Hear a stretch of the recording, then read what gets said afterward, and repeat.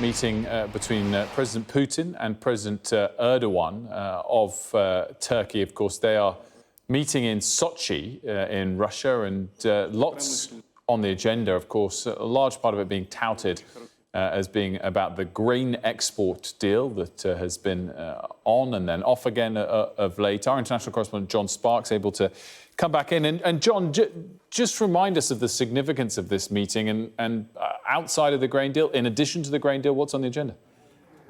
Well, the two countries have a very close relationship. Erdogan, very interesting, actually. He's positioned Turkey in a sort of honest broker role, the country that can both talk to countries in the West and can talk to Russia as well. And he has taken upon himself to really try and get the Black Sea Grain Initiative up and running. And here we can see them in this meeting. There's no audio from this meeting, but we can see that they are actually meeting in Sochi, where Putin has one of his main residences on the Black Sea, his summer residence, if you will.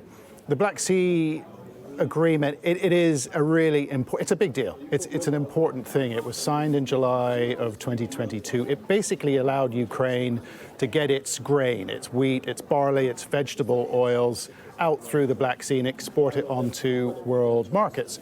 That's important because Ukraine is one of the world's largest exporters of these foodstuffs.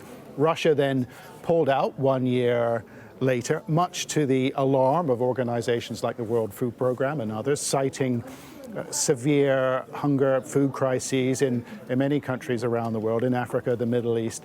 So they and many others want this Black Sea Agreement up and running, but the Russians have their own particular set of demands which make it easier for them to sell their wheat, their barley, their fertilizer on world markets. And unless they see movement from the West, they're probably not going to move. So I think Erdogan has got his work cut out for him this afternoon.